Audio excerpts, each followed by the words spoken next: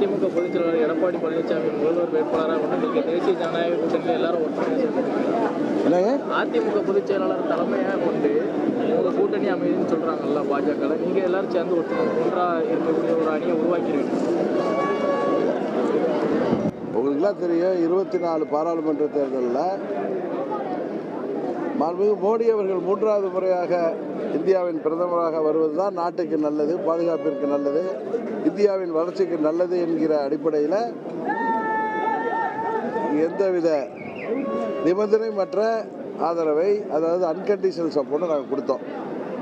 26 சட்டமன்ற பொதுத் தேர்தல் என்பது வேறு. அதில் எங்கள் நிலைப்பாடை நீங்கள் பொறுத்திருங்கள். டிசம்பர் மாதத்தில் உறுதியாக உங்களுக்கு தெரிய வரும்.